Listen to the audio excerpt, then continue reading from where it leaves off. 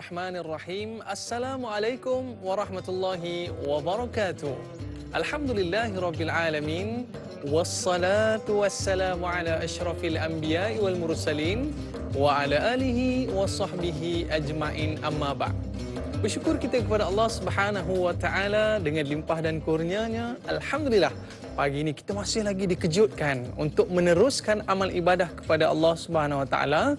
Dan seterusnya, kita dapat meneruskan pengajian kita dalam program Tanyalah Ustaz, biar tahu, jangan keliru. Apa khabar penonton-penonton sekalian? Mudah-mudahan semuanya dalam payungan rahmat Allah Subhanahu wa taala. Para penonton sekalian, kita nak beritahu hari ini status terkini COVID-19 di Malaysia setakat 2 hari bulan 12 2020. Kes baharu 851 dan kes jumlah yang aktif 10,686 dan alhamdulillah kes sembuh baharu 658 dan duka cita kematian baharu 2 orang. Jadi para penonton sekalian, jom sama-sama kita mulakan program kita ini dengan bacaan doa. Mudah-mudahan kita semua dihindarkan daripada wabak COVID-19. A'udzubillahi minasyaitonirrajim. Allahumma inni a'udzubika minal barasi wal jununi wal juzami wa min sayyi'il asqam.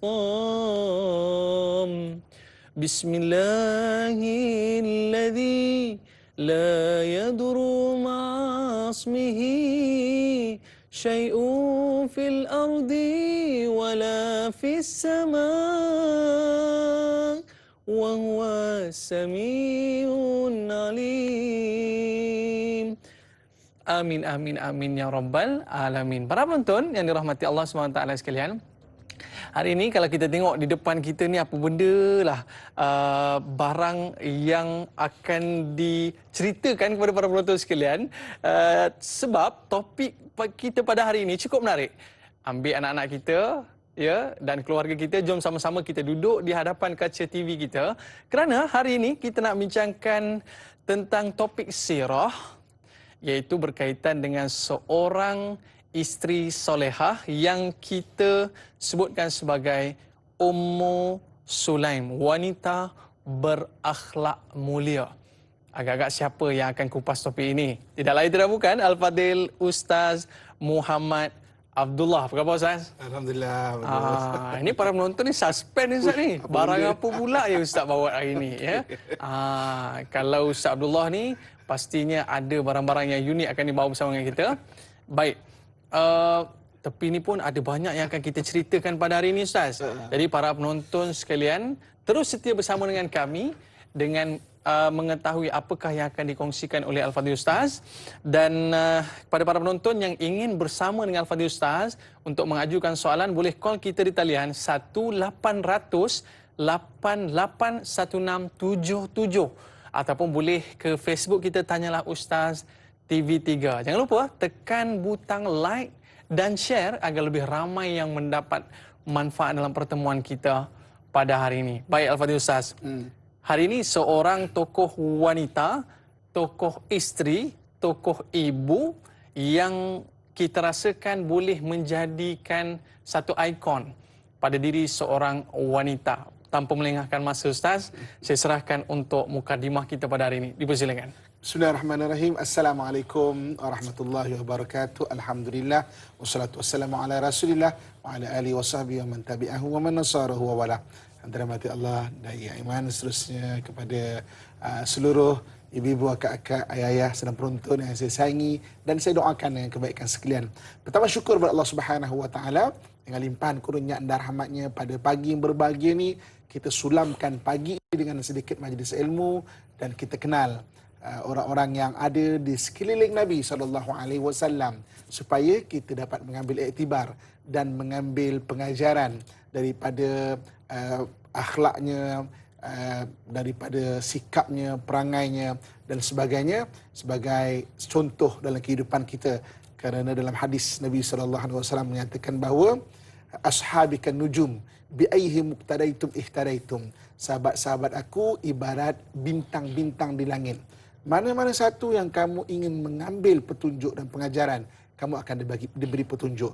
Kerana mereka adalah orang yang sangat rapat dengan Nabi SAW, sudah tentulah hasil didikan Nabi secara langsung menjadikan mereka insan-insan yang hebat dalam lipatan sejarah. Ini sedang penonton yang dirahmati Allah sekalian kan. Okey, sebelum kita mulakan mengenai Ummu Sulaim ini, kita lihat dulu di sini kita kenal dulu. So kita kenal dulu apakah yang dikatakan sahabat, sahabat Nabi SAW. Jadi yang dikatakan sahabat adalah orang yang Islam.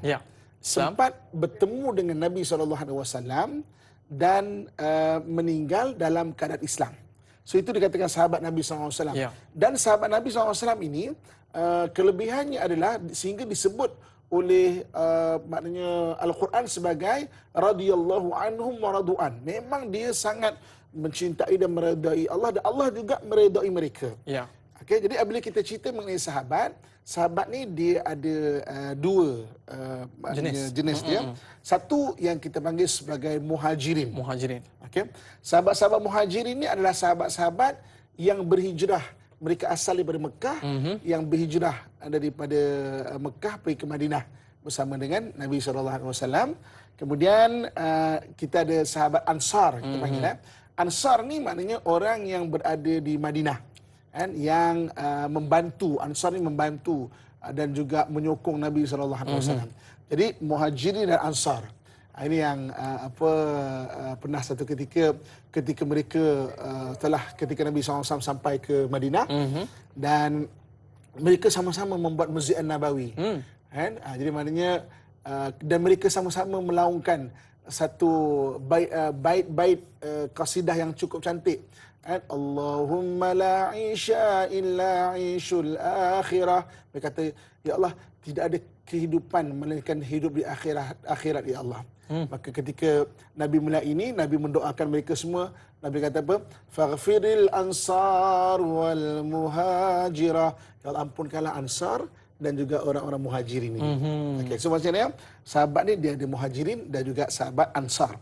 Ansar ni mana yang berada di Madinah. Kemudian kita kenal dulu sedikit istilah iaitu tabi'in. Tabi'in ni orang yang tak sempat jumpa Nabi. Mereka Islam, mati dalam Islam, tak sempat jumpa Nabi. Tapi mereka sempat jumpa sahabat. Jadi maknanya mereka adalah orang yang tak sempat jumpa Nabi, Islam dan mati dalam Islam, tapi mereka sempat jumpa sahabat. Ini maknanya orang golongan tabi'in. Dan kita ada satu lagi yang dipanggil sebagai, kalau kita untuk kenal, tabi'in. Tabi'in ni iaitu orang yang tak sempat jumpa Nabi, tak sempat jumpa sahabat, tapi sempat jumpa tabi'in. Turutan dia. Tabi'in. Dan sahabat tabi'in dan tabi'in dipanggil sebagai generasi salafus salih. Jadi bila kita sebut mengenai generasi salafus salih, dia akan merujuk kepada 3 generasi, iaitu generasi sahabat, generasi tabi'in dan generasi tabi'in. Sedang penonton yang saya sayangi sekalian kan. Okey, kita balik kepada Ummu Sulaim. Kan? Ummu Sulaim ni adalah sahabat wanita Nabi SAW, atau bagaimana sahabiah Nabi SAW, yang dia adalah daripada golongan orang Ansar.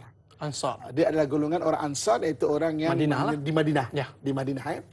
Jadi Ummu Sulaim ni beriman kepada Nabi SAW sebelum berjumpa Nabi SAW. Tak jumpa Nabi lagi? Belum lagi. Waktu tu Nabi SAW masih lagi berada di Mekah. Jadi ketika orang muhajirin 2 tahun sebelum hijrah, ketika orang-orang Ansar 2 tahun sebelum hijrah, mereka datang bertemu Nabi SAW di Mekah, dan mereka mengadakan satu bai'ah, ada perjanjian. Mereka akan menyokong, membantu Nabi SAW. Maka Nabi SAW mengutuskan seorang sahabat daripada Mekah bernama Sayyidina Mus'ab bin Umair. Maka Sayyidina Mus'ab bin Umair pergi ke Madinah untuk mengajarkan Islam dan agama Tauhid kepada orang-orang Madinah. Maka ketika itu Ummu Sulaim Islam dengan hasil dakwah daripada Sayyidina Mus'ab bin Umair. Jadi maknanya orang-orang Madinah ni banyaknya mula-mulanya dia tak sempat jumpa Nabi SAW, tapi dia Islam dah. Dia beza orang Mekah. Orang Mekah dia jumpa Nabi pun masih lagi bertentangan, ya, masih lagi menentang Nabi, tengok mujizat pun masih lagi engkar pada peringkat awal. Jadi maknanya dia adalah orang yang maknanya beriman pada Nabi SAW sebelum bertemu Nabi SAW. Okey. Jadi ketika Ummu Sulaim ini dia menyatakan keimanan kepada Allah Subhanahu Wa Taala, suaminya ketika itu tidak menyertai keimanan. Jadi suami dia kata, nak bahasa senang faham kan, apalah agama baru ni kan, maknanya kau ni maknanya ikut agama baru pula kan. Dia tidak menyertai Ummu Sulaim untuk beriman. Ya. Okey. Sehinggalah Nabi SAW berhijrah pada tahun 622 Masihi ataupun tahun 1 Hijrah lah. Satunya Nabi SAW berhijrah daripada Mekah pergi ke Madinah. Okey. Maka ketika itu suaminya Ummu Sulaim ini dia berdagang ke Syam dan meninggal di sana.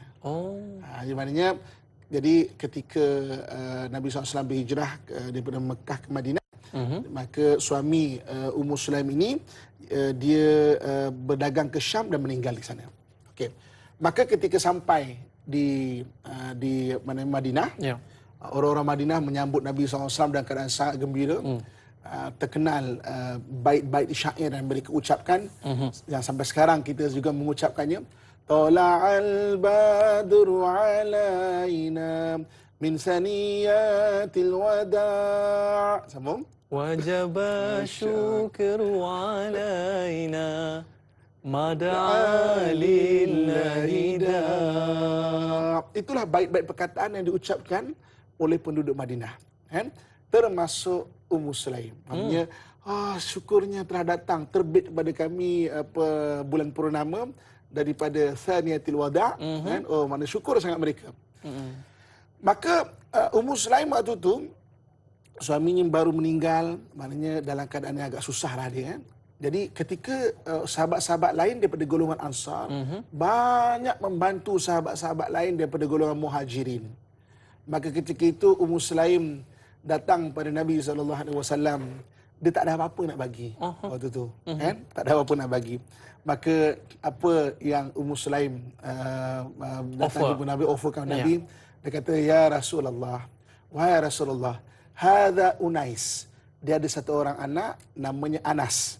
Anas bin Malik, antara sahabat yang paling banyak meriwayatkan hadis Nabi SAW. Hadza Unais ataituka bihi yakhdimuka. Wahai Rasulullah, ini anak aku Anas. Unais ni dalam bahasa Arab, kalau kita baca bahasa Arab, dipanggil wazan tasghir, fu'ail.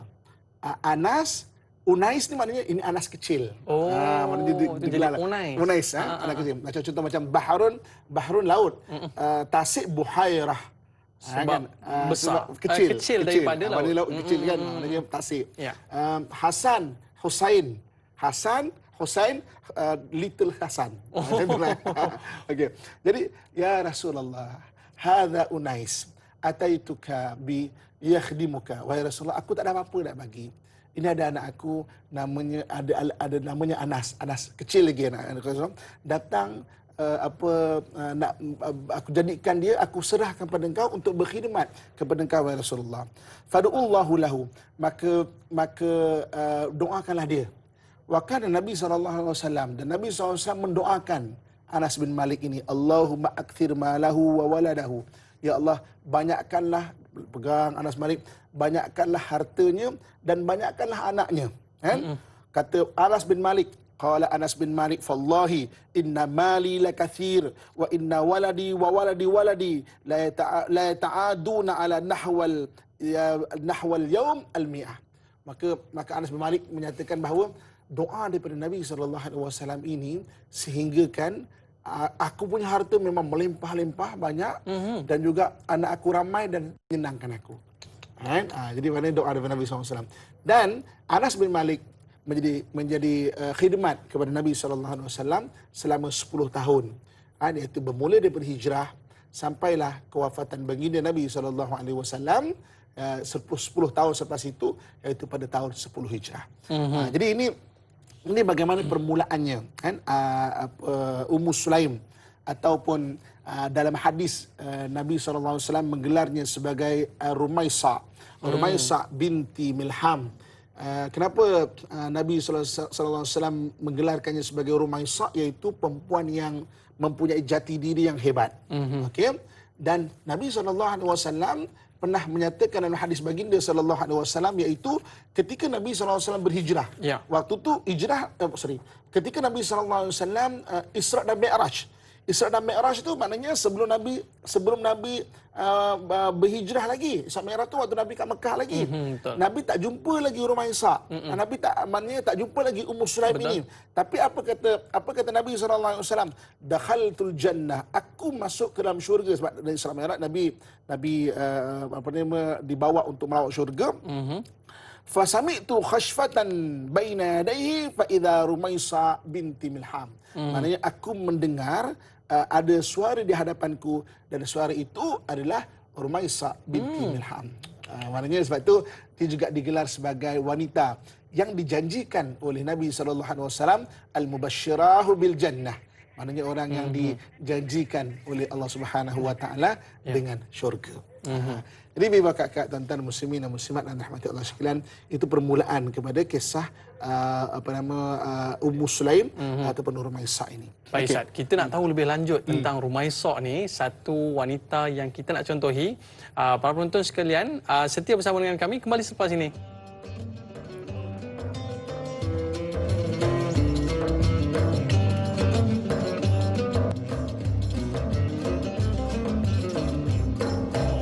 Wanita hiasan dunia, seindah hiasan adalah wanita soleha yang akan membahagiakan syurga di dalam rumah tangga. Para penonton sekalian, siapakah wanita syurga yang akan kita bincangkan pada hari ini? Kita dalam topik sirah, kita bincangkan tentang Ummu Sulaim yang Ustaz sebut tadi sebagai Rumaisa. Baik Ustaz, sebelum Ustaz teruskan, ada sahabat kita di Facebook ni, dia nak tanya satu soalan cukup menarik bersama dengan Sal Rasid Cikci. Assalamualaikum Ustaz dan Dai. Pertama, bagaimana susur galur asal keturunan Ummu Sulaim dan kehidupannya sebelum memeluk Islam? Yang kedua, bagaimana keteguhan iman beliau terhadap Allah SWT, Rasulullah SAW dan Islam sangat mendalam. Bermula pada hari pertama pengislamannya bila berdepan dengan suaminya Malik yang masih musyrik ketika itu. Mohon perkongsian ilmu dari Ustaz. Terima kasih. #biar tahu jangan keliru. Bagaimana keturunannya Ustaz? Silakan. Okey. Jadi Ummu Sulaim ataupun Rumaisa ini, kalau mengikut Imam Nawawi, okey, qala Imam An-Nawawi, maka Imam Nawawi berkata, ittafaqal ulama ala anna al-Ummul Harim wa ukhtuhu Ummu Sulaim kanata mahraman lahu alaihi salatu wassalam.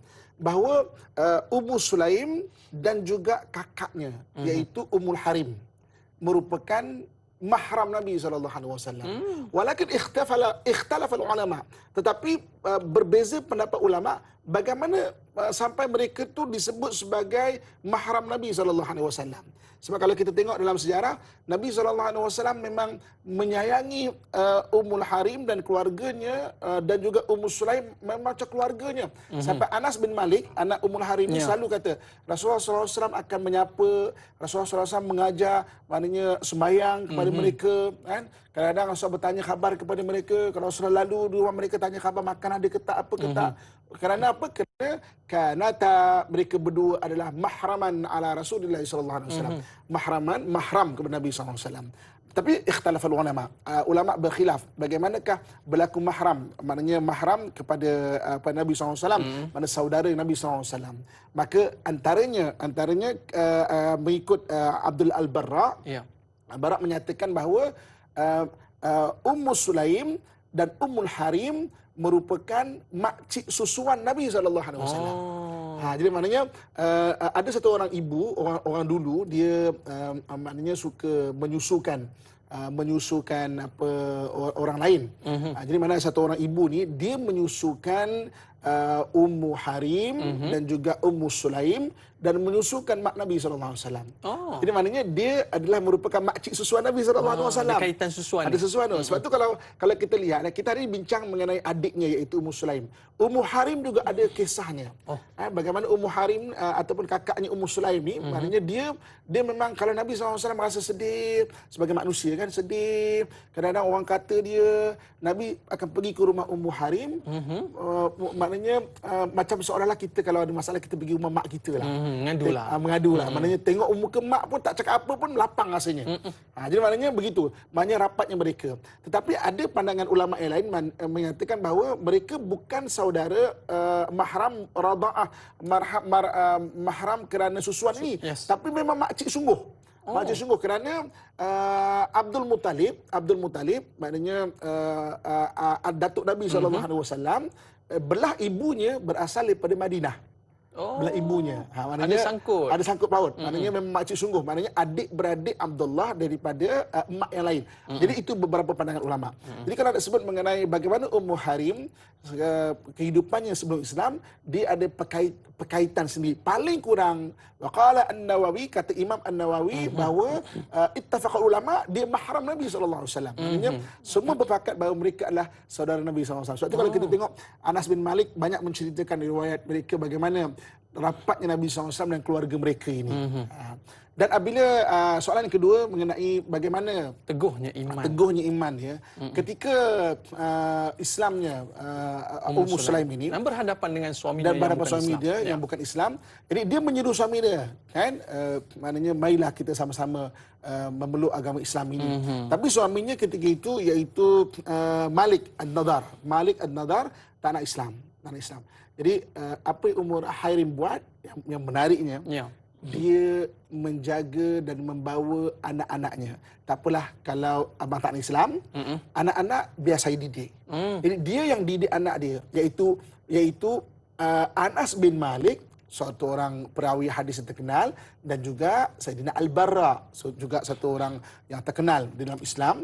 Maknanya membawa mereka anaknya, menjadi keturunannya. Sampai akhirnya, maknanya ketika datang Nabi SAW, dia meletakkan Anas bin Malik itu sebagai pembantu Nabi SAW. Sehingga Anas bin Malik dididik secara langsung dan didoakan oleh Nabi SAW secara langsung. Dan mendapat keberkatan daripada doa Nabi SAW. Itu antara sejarah Ummu Sulaim ataupun Rumaisa sebelum Islamnya, dan bagaimana dia berhadapan dengan suaminya Malik An-Nadar yang tidak Islam ketika itu. Maknanya bagaimana dia mengatasi dalam keadaan suaminya masih lagi belum Islam. Baik, kita ada lagi soalan bersama dengan sahabat kita di Facebook, Nur Dahlia Piru. Assalamualaikum Ustaz. Bagaimana Ummu Sulaim meyakini kerabat dan keluarganya tentang agama Islam? Bagaimana Ummu Sulaim meyakinkan kerabat dan keluarganya tentang agama Islam, terutama suaminya Malik Ibnu Nadar, orang pertama yang menentang keputusannya untuk meluk agama Islam? Apakah reaksi suami Ummu Sulaim setelah mengetahui beliau telah beriman dan memeluk Islam? Mohon pencerahan Ustaz. Terima kasih. #biar tahu jangan keliru. Silakan. Kalau kita nak lihat bagaimana peringkat awal pengislaman, kita boleh lihat bagaimana nuzulul ayatul Quran, maknanya turunnya ayat Quran ketika zaman awal Islam. Di zaman awal Islam, kebanyakan ayat Quran adalah mengenai tauhid, iaitu mengimani Allah Subhanahu Wa Taala, dan banyak ayat Quran menyuruh kita melihat, maksudnya alam, kebesaran-kebesaran, maknanya, dan cuba merenung tentang kejadian-kejadian supaya kita dapat akhirnya dapat merasakan dan dapat berfikir mengenai mustahil penciptaan-penciptaan ini tidak ada yang mencipta. Mustahil dia jadi sendiri, pling tak ada mustahil. ada apa nama? Mesti ada pencipta. Ada pencipta dia. Cuma apa yang menarik? Apa yang menarik yang kita nak ceritakan? Iaitu selepas meninggal suaminya Malik bin Nadar ini, Malik bin Nadar ini meninggal, dan maknanya Malik bin Nadar menentang dan Malik bin Nadar pergi berdagang ke Syam dan meninggal di sana. Maka ketika itu ada satu orang, kan, dia terasa macam kesian dekat Ummu Sulaim ni. Ummu Sulaim ni. Jadi kemudian dia meminang Ummu Sulaim. Namanya Abu Talhah. Kan? Abu Talhah dia meminang Ummu Sulaim. Waktu itu Nabi SAW sudah berhijrah. Kan? Nabi SAW sudah berhijrah. Maka dia meminang Ummu Sulaim. Dia kata, Ummu Sulaim, okey, kau nak apa saja, beritahu. Sebab Abu Talhah ni adalah orang yang berharta pada peringkat awal. Mana dia adalah orang yang sangat berharta, mana yang sangat, seorang ahli perniagaan juga. Dia kata, kau nak emas aku, kau nak aku punya apa harta aku, perak apa semua, maknanya ambil. Kan? Maknanya aku bagi kat kau semua. Tapi aku nak menjadikan kau sebagai isteri aku. Kata Abu Talhah. Apa kata Ummu Sulaim? Kan? Ya Abu Talhah, wahai Abu Talhah, la yanbaghi an atazawwaj lak musyrikan. Maknanya aku tak boleh kahwin kau dalam keadaan kau musyrik, dalam keadaan kau syirik.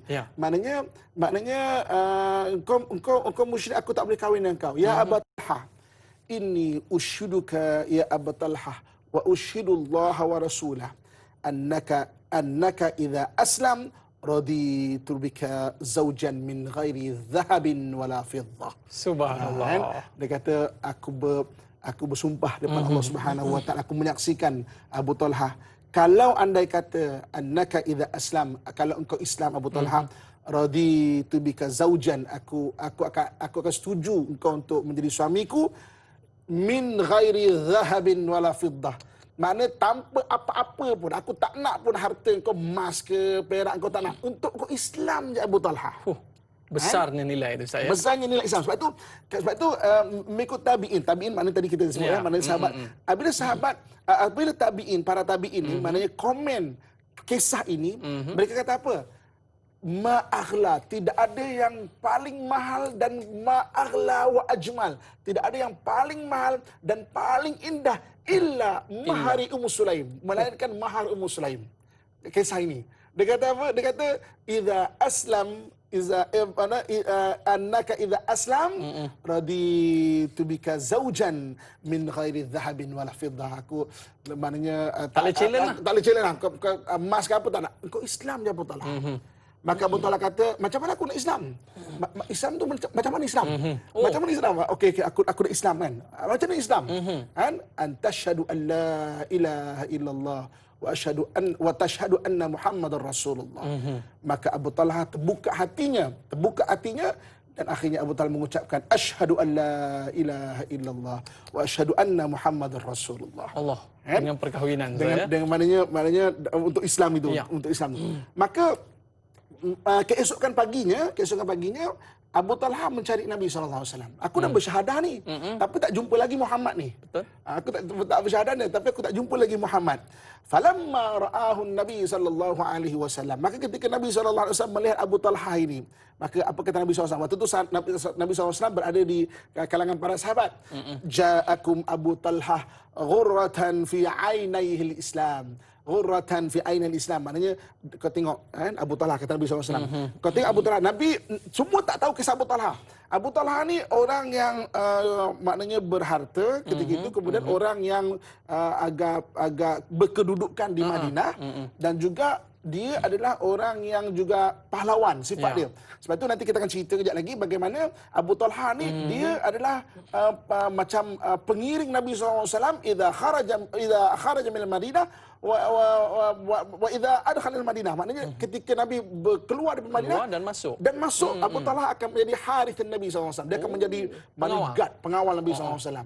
Maknanya dia adalah orang yang gagah. Jadi ketika para sahabat dengan Nabi SAW duduk dan datang Abu Talhah, ja'akum Abu Talhah, kata Nabi SAW. Tengok datang Abu Talhah, kan? Maknanya ghurratan fi ainihil Islam.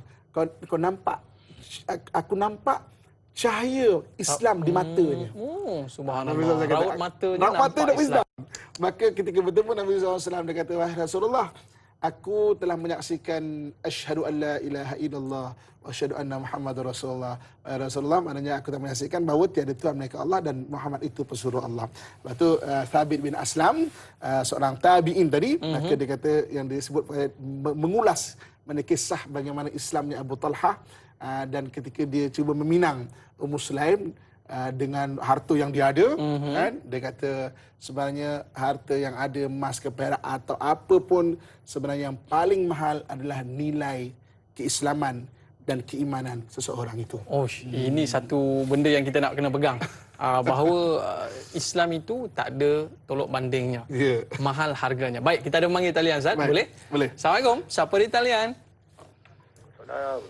Ya, silakan. Ya, Ini siapa di talian? Bekar daripada Hitam Pulau Pinang. Okey. Silakan, Tuan. Assalamualaikum dari dan juga Ustaz. Ya. Cik Alias. Soalan saya, Ummu Sulaim Ya. berasal daripada Madinah, kaum Ansar. Dan apakah jasa pengorbanan beliau dan juga apakah pekerjaan beliau? Adakah beliau juga digelar Seri Kandi dan terlibat dalam peperangan? Itu saja. Terima kasih. Assalamualaikum warahmatullahi wabarakatuh. Waalaikumsalam warahmatullahi wabarakatuh. Terima kasih, Cik Alias. Soalan cukup menarik. Jasa pengorbanan dan pekerjaan beliau. Okey. Silakan, Ustaz. Ummu Sulaim daripada Bani Najjar. Bani Najjar di Madinah terkenal dengan tukang kayu. Maknanya tukang kayu ni mana mereka mahir untuk menjadikan batang-batang pokok tamar sebagai tiang-tiang untuk membuat rumah. Okey, jadi oleh kerana baninya ataupun keluarganya itu terlibat dengan pertukangan kayu, Ummu Sulaim juga ada juga terlibat dalam pertukangan kayu ini. Jadi maknanya jasa daripada Nabi SAW antaranya adalah anaknya, iaitu Sayyidina Anas bin Malik, menjadi khadam Nabi SAW atau menjadi pembantu Nabi SAW selama 10 tahun.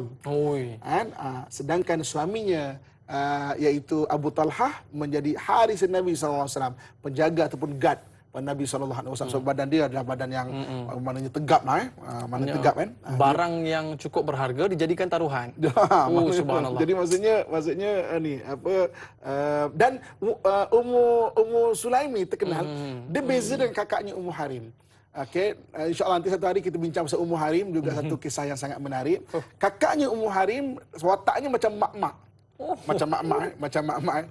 Sedangkan Ummu Sulaim, kalau bahasa sekarang moden nak senang faham kan, macam Kak Long kawasan lah macam tu. Maksudnya dia memang agak garang, agak tegar, bahasa nak senang faham lah. Sebab itu, okey, apa yang saya bawa ke depan saya ni? Apa yang saya bawa ke depan saya ni? Ini adalah dipanggil hanjar.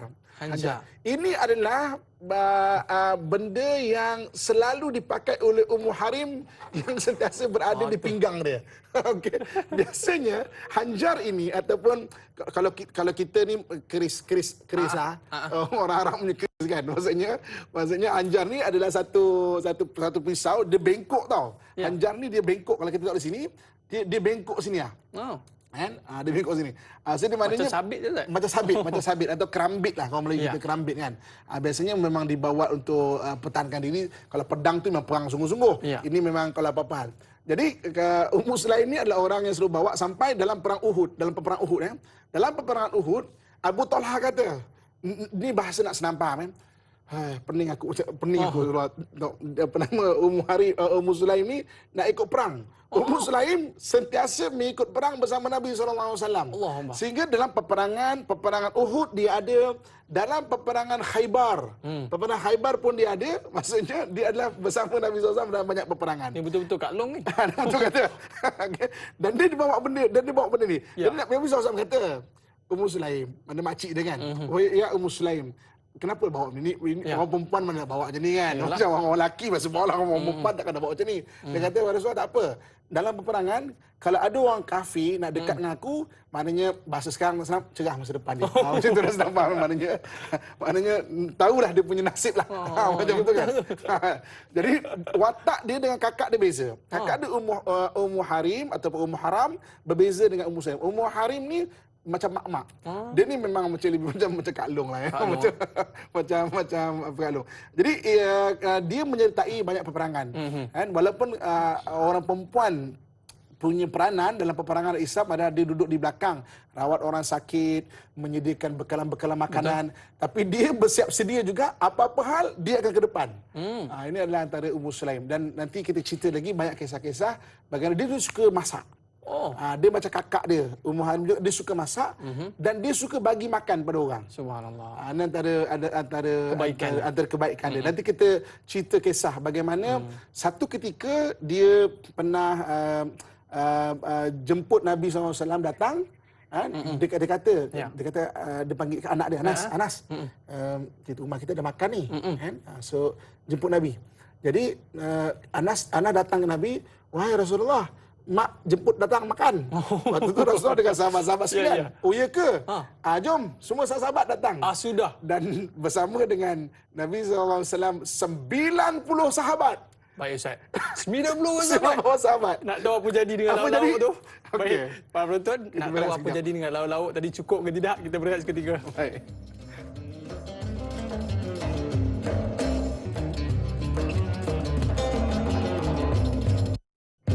Alhamdulillah, kembali dalam Tanyalah Ustaz, biar tahu jangan keliru. Baik, para penonton sekalian, pasti tak sabar ya nak tahu apa jadi bila Anas menjemput Nabi SAW. Tapi Nabi jemput semua sahabat-sahabat untuk datang makan di rumah Anas. Apa jadi Ustaz? Okey. Jadi ketika Anas bin Malik diutus oleh maknya, dia kata, mak ada masak sikit ni, pergi dan panggil Rasulullah. Ketika itu Rasulullah SAW bersama dengan para sahabat. Jadi mungkin cara Anas menjemput tu, Rasulullah, wahai Rasulullah, anak kecil lagi waktu tu, mak jemput makan. Kotlah nak bisik ke kan? Jadi Rasulullah kata, oh ya ke? Jom, mari sama-sama kita pergi rumah pada Ummu Sulaim ni. Maka datang. Bila Nabi SAW sampai dekat rumah Ummu Sulaim, berubahlah muka Ummu Sulaim. Bila masaknya untuk 4-5 orang. 90 orang. Datang 90 orang. Macam kenduri kahwin? Macam kenduri kahwin. Maka Nabi SAW bila melihat wajah Ummu Sulaim, Nabi kata, Nabi datang ke Ummu Sulaim, jangan risau. Biar aku yang menuangkan makan kepada semua. Dan Nabi SAW mengambil bekas makanan, dituangkan kepada 90 orang ini, cukup makanan malam berbaki tanpa luak. Bekas apa yang dihidangkan. Jadi antara kisah Ummu Sulaim ni, dia adalah orang yang suka masak dan ada beberapa kisah terjadi bagaimana dia memberikan makanan kepada Nabi SAW yang makanan tu untuk Nabi SAW. Ya. Tapi Nabi makan kongsikan kepada ramai sahabat-sahabat dan cukup. Itu antara satu contoh. Ada lagi satu keadaan dia menyuruh dia menyuruh pembantunya untuk memberikan daging kepada Nabi SAW. Sampai ke Nabi SAW, Nabi SAW ambil daging itu. Nabi kata, pulangkan balik kepada tuanmu. Maka ketika khadamnya balik kepada Ummu Sulaim, Ummu Sulaim tengok bekas dia, ada lagi daging. Tak luak pun. Tak luak pun. Kenapa? Kau tak bagi ke? Bagi. Maka Ummu Sulaim jumpa Nabi SAW. Nabi SAW kata, aku dah ambil daging ini. Dan daging yang baki adalah barakah untuk engkau. Maka Ummu Sulaim ambil daging itu dan daging itu tidak luak sampai hampir lebih sebulan. Maknanya hampir sebulan. Diambil tak luak-luak.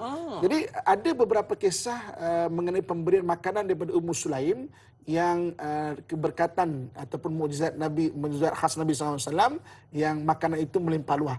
Dan Nabi SAW pernah mengucapkan hadis Nabi SAW, makanan seorang akan cukup untuk 2 orang, 2 orang akan cukup untuk 3 orang, 3 orang untuk cukup maknanya untuk 4 orang, dan makanan yang dimakan secara berjamaah di situ ada keberkatan.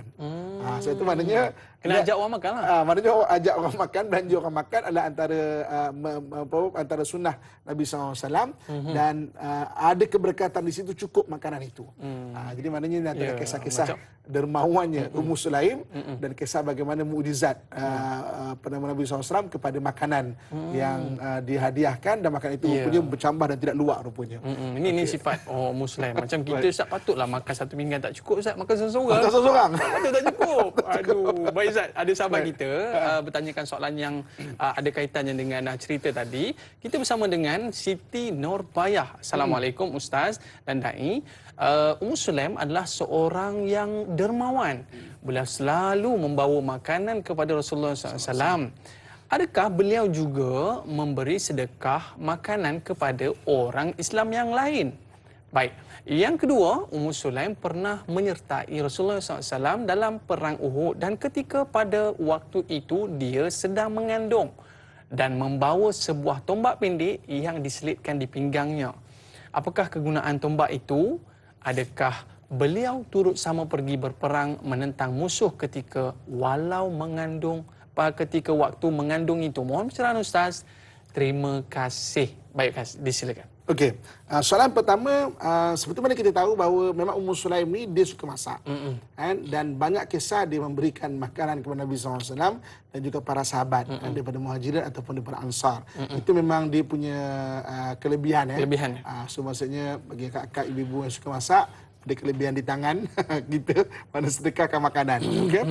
Kemudian yang keduanya ketika peperangan Uhud, okey, dalam terjemahan bahasa Melayu kalau saya tengok buku-buku bahasa Melayu, maknanya Ummu Sulaim membawa tombak pendek yang diselitkan di pinggangnya. Ada pendek ni Ustaz. Tapi sebenarnya perkataan dalam bahasa Arab adalah hanjar. Hanjar itu sebenarnya bukan tombak. Inilah benda hanjar. Oh, ini hanjar. Hanjar maksudnya bukan tombak pendek tapi maknanya dipanggil macam keris Arab. Ya. Jadi kalau kita berjalan ke negara-negara Arab, budaya masih pakai lagi benda ini adalah Yaman dan Oman. Yaman Yaman dan Oman rata-rata masih lagi orang pakai. Kita jalan-jalan masih lagi dipakai bawa hanjar ni kan, ataupun macam pisau atau keris lah, keris apa yang di Arab macam ni, yang bengkok macam ni. Ini bukan tombak. Jadi macam mana saya setelah cerita tadi, bagaimana Abu Talha pernah cakap, Rasulullah, cuba tengok Ummu Sulaim tu. Dia duduk kat belakang rawat orang, tapi cuba tengok pinggang dia kan. Mana bawa hanjar ni? Maka Nabi SAW kata, Ummu Sulaim, kenapa kau bawa benda ni? Dia kata, kalau orang musyrik dekat dengan aku, bahasa senang faham, cerah masa depan dia. Cerah masa depan dia. Bahasa senang faham. Kalau orang musyrik macam banyak hal yang datang kat aku ketika peperangan, cerah masa depan dia. Macam itulah.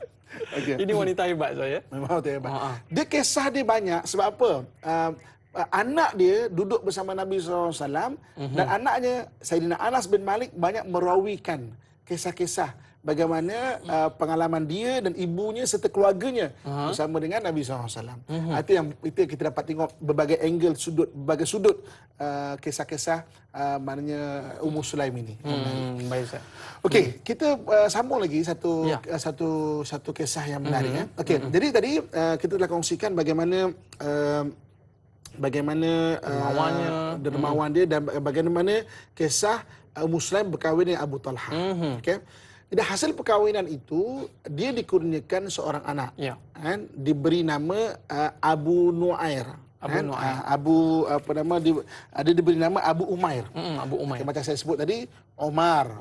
Omar lah Umair yang kecil. Macam tadi kan. Anas, Unais, Omar yang kecil. Dan kalau kita lihat hadis Nabi SAW, Nabi suka bergurau dengan Umair ni. Nabi suka bergurau. Jadi kalau kita lihat hadis-hadis mengenai Nabi bergurau, Nabi ketawa sampai nampak gigi raham dia. Nabi bermain dengan anak-anak kecil. Antaranya adalah anak Ummu Sulaim ini. Macam sepupu susuan ni lah. Sampai Nabi SAW pernah mengusik anak kecil ni, Ya Aba Umair, ma fa'ala Nuair. Umair ini dia ada burung. Dia dapat burung jadi dia ada pet lah, dia ada binatang peliharaan dia. Dia suka bermain. Jadi Nabi kalau datang ada macam itulah. Abu Nuair, madza fa'ala Nuair? Burung kau tengah buat apa? Burung yang buat apa tu? Nabi suka menyapa dan Nabi suka bergurau dengan Abu Nuair ini. Maka satu ketika Abu Umair jatuh sakit. Ini satu kisah yang agak menyayat hati juga. Abu Umair jatuh sakit. Kan? Kita bertirahat ke ataupun? Teruskan Ustaz. Okey, Abu Umair jatuh sakit. Maka Abu Talha ketika itu dia ada urusan bersama Nabi SAW, ada urusan dengan takdir Allah Subhanahu Wa Taala. Maka hari itu, pagi itu meninggal Abu Nuair. Abu Umair meninggal. Maka apa kata Ummu Sulaim pada ahli keluarganya, kau jangan cerita kepada Abu Talha sebab Abu Talha ni itulah anak lelaki bersama dengan Ummu Sulaim. Maknanya anak pertama dia, jadi dia memang sangat sayang. Kan? Masih kecil. Masih kecil lagi. Jadi dia kata pada ahli keluarga dia, kalau Abu Talha balik, jangan cakap, nanti biar aku cakap. Ummu Tolhah waktu itu keluar. Abu Talha tu keluar. Abu Tolhah keluar. Ada urusan. Ya. Jadi pada waktu petang, maknanya pulang Abu Talha, maka Ummu Sulaim langsung tidak menunjukkan reaksi di wajahnya. Dan Abu Talha bertanya, kan, macam mana Anak dah sihat ke? anak sihat ke? Aha. Dia kata tenang seperti biasa. Macam Tenang. tu je. Tenang seperti biasa. Subhanallah. Kan? Okey. Jadi dia membuatkan makan, minum, dan malam tu dia berhias, kan? Dan malam tu dia melayan Abu Talha dengan sebaik-baiknya. Maka selepas itu dia pun berkata, bang, kan? Setelah terjemah bahasa Melayu, setelah bang, kalau anda kata ada satu kaum, kan? Satu kaum ini dia pinjam barang daripada kita. Dan kita pun tak minta, dan dia pun selesaikan barang tu, kan. Tiba-tiba hari ini barang tu kita minta balik. Patut tak dia tahan, dan patut tak dia sedih barang tu diambil. Maka Abu Talha kata tak, sebab itu barang pinjaman. Maka apa kata Muslim, ya Abu Talha, fa inna Aba Umair ariyatan minallahu indana. Dia kata, wahai Abu Talha, Abu Umair ini juga pinjaman Allah Subhanahu wa taala kepada kita. Faqubidallahu ilaih. Allah Subhanahu wa taala telah mengambilnya. Maka Abu Talha waktu tu macam terkejut dan agak rasa sedih dan juga terkilan. Dia kata, kenapa tak beritahu? Kenapa tak beritahu awal? Maka kemanusiaan, kan, sebagai seorang ayah, kenapa tak beritahu?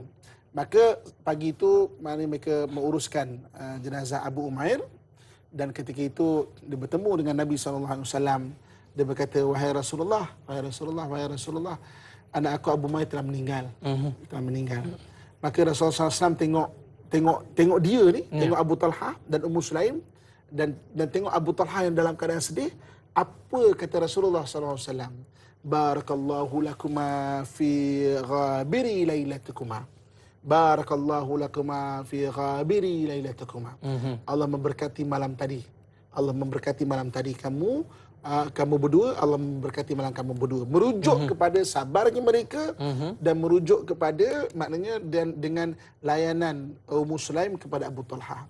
Dan dengan takdir Allah Subhanahu wa taala, maka selepas daripada itu dia maknanya mengandung, Ummu Sulaim mengandung, kan? Dan mendapat anak, diberi nama oleh Nabi SAW sebagai Abdullah. Sebagai Abdullah. Jadi maksudnya dia diberi nama Abdullah, dan daripada Abdullah ini lahir, ada khilaf, ada kata 9, ada kata 10, tapi riwayat yang paling besar 7 orang cucu dia, cucu Ummu Sulaim, iaitu maknanya anaknya Ummu Sulaim, cucu Ummu Sulaim, dapat anak Abdullah ni. Maka Abdullah ni dapat anak 7 orang yang semuanya penghafal Al-Quran dan juga penghafal hadis, dan menjadi ulama-ulama yang hebat. Ini yang kata berkat tu. Ini kata berkat tu. Ini kata berkat tu. Okey, kita ceritakan sikit mengenai kisah kelahiran Abdullah ini, kan? Okey, Abu Talha ini yahrithun Nabi sallallahu alaihi wasallam. Idza safara Nabi sallallahu alaihi wasallam akhraja ma'ahu, wa idza dakhala ma'ahu. Ya. Maka Abu Talha ini merupakan harisun Nabi sallallahu alaihi wasallam. Dia adalah penjaga Nabi sallallahu alaihi wasallam. Dia sayang sangat pada Nabi sallallahu alaihi wasallam. Kalau Nabi sallallahu alaihi wasallam bermusafir, dia akan keluar dengan Nabi sallallahu alaihi wasallam, dan dia akan masuk ke Madinah dengan Nabi sallallahu alaihi wasallam. Maknanya dia penjaga Nabi sallallahu alaihi wasallam, kan? Dan karena adatan Nabi SAW, Nabi SAW kebiasaannya, kalau dia sampai ke Madinah, dia masuk ke Madinah, dekat perbatasan Madinah, pada waktu malam, ittaja'a, maknanya Nabi SAW akan tidur dulu. Nabi SAW biasanya kalau sampai ke perbatasan, dia akan tidur dulu, dia akan rehat dulu. Selepas subuh, idza tala'a syam, kalau terbit matahari, barulah dia masuk ke Madinah. Kan? Okey. Jadi hari itu dia keluar bersama dengan Abu Talha keluar bersama Nabi SAW. Nabi SAW bermusafir dan dia bawa Ummu Sulaim. Dan Ummu Sulaim waktu itu tengah mengandung. Maknanya Abu Umair dah meninggal waktu itu. Kan malam tu dia maknanya melayan suami dia dan Nabi mendoakan. Waktu tu dia mengandung. Maknanya mengandung dah tua. Maknanya dah mengandung tua lah. Jadi maknanya kemudian ketika mereka nak masuk ke Madinah, ke perbatasan Madinah, ketika itu perbatasan Madinah waktu tu dah malam. Maka Nabi SAW sebagai adat Nabi SAW, sebagai kebiasaan Nabi SAW, ittaja'a, Nabi akan tidur dulu. Nabi tidur dulu. Maka ketika nak bergerak, maka dah masuk ke perbatasan Madinah, Abu Talha kata apa? Wahai Rasulullah, maknanya masuk dulu dengan sahabat. Maknanya biar aku tinggal. Kenapa? Sebenarnya pada waktu itu Ummu Sulaim telah mula sakit perut. Tapi dia tak beritahu Nabi SAW. Dah mula sakit perut. Nak beranak. Nak beranak waktu tu. Nak beranak. Maka semua bergerak masuk ke Madinah melainkan Abu Talha. Ketika Abu Talha tu masuk melihat Nabi SAW dengan pasal masuk ke perbatasan Madinah, dia kata apa? Allahumma innaka ta'lam.